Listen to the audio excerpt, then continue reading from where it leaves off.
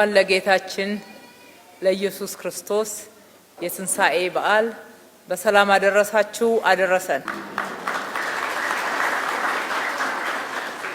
እንደምታውቁት የትንሣኤ በዓል ጌታ ኢየሱስ ክርስቶስ ለሰው ልጆች ሁሉ ላለው ፍቅር በዘር በቀለም ሳይለይ ሁሉንም የሰው ልጆችን በድንቅ ፍቅር ወዶ በመስቀል ላይ ከተሰቀለ በኋላ በትንሣኤ የተነሳበትን በዓል ለማሰብ ለማክበር ነው የሚከበረው። ስለዚህ ከበዓሉ ዓላማ አንፃር የፍቅር በዓል ነው ማለት ነው። የድንቅ ፍቅር የመዋደድ ራስን አሳልፎ እስከ መስጠት ድረስ የምናከብረው በዓል ነው። ይሄ ለሰዎች ትልቅ መልእክት አለው። በፍቅር መኖር አብሮ አንድ ላይ ተደራርቶ ተደጋግፎ በመልካም ምኞትና በመልካም ልብ አንድ ላይ እጅ ለእጅ ተያይዞ መኖርን ለኔ ብቻ ማለት ሳይሆን ለእኛ ማለትን የተማርንበት ነውና በዓሉ ለሁላችንም ልክ እንደ ዓላማው ይሆንልን ዘንድ ከልቤ እመኛለሁ። ዛሬ 27ኛውን የተስፋ ብርሃን ምገባ ማዕከልን በዚህ መልክ ከትንሣኤ በዓል ጋራ እያስጀመርን ነው። አጠቃላይ ምገባ ማዕከሎቻችን ወደ 30 እየደረሱ ነው። ጉለሌ ላይ ቀጨኔ አካባቢ ተመልካች ጧሪ ደጋፊ የሌላቸው የከተማችን ነዋሪዎችን በማየት ያስጀምረናል። ከዓመት በላይ አገልግሎት ሰጥቷል።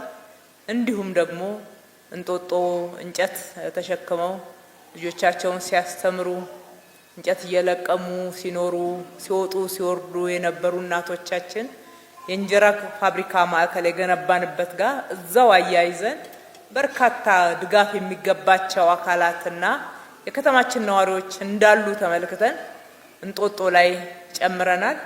ዛሬ ደግሞ ሽሮ ሜዳ አካባቢ በተመሳሳይ መለኪያ አስጀምረናል ማለት ነው። ይሄ የሚያሳየው መንግስታችን ለደሃ እርዳታ ለሚያስፈልጋቸው ለተለያየ ማህበራዊ ችግር በተለይም ለተጋለጡ ለአካል ጉዳተኞች ሀገራቸውን አገልግለው ተሯሩጠው ብዙ ሰርተው ሲያረጁ ሲደክማቸው ሀገራቸውን እየባረኩ እንጂ እያማረሩ እንዳያልፉ በማሰብ ለድሆች በጣም የቅርብ ሆኖ ተመልክቶ ችግራቸውን ለመቅረፍ የሚሰራ መንግስት ነው።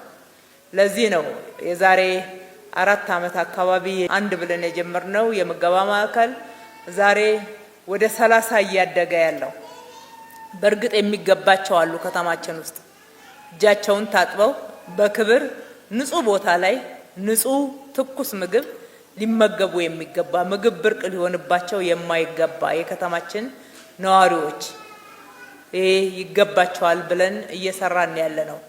ይሄ ተረጂነትን ማስፋፋት የሚመስላቸው አካላት አሉ። በእርግጥ እውነት አይደለም፣ ትክክልም አይደለም። እዚህ አዳራሽ ውስጥ እንኳን ብንመለከት በርካታ አረጋውያን በርካታ ለተለያየ ማህበራዊ ችግር በተፈጥሮ ቢሆን በተለያየ ምክንያት የተጋለጡ ወገኖቻችን ይገኛሉ።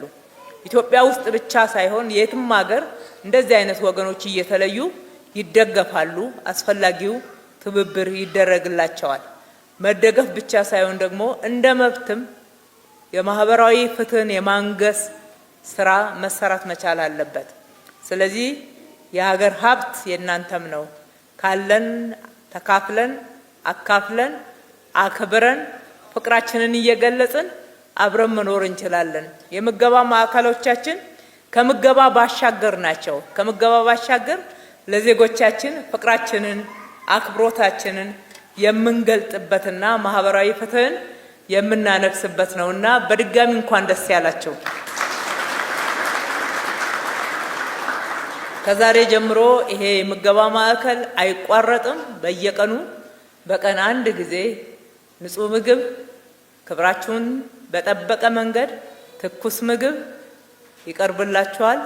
መታችሁ እንደ ቤታችሁ የራሳችሁ እንደሆነ እየገባችሁ ሳትሳቀቁ ደስ ብሏችሁ የምትመገቡበት ቤታችሁ ነው።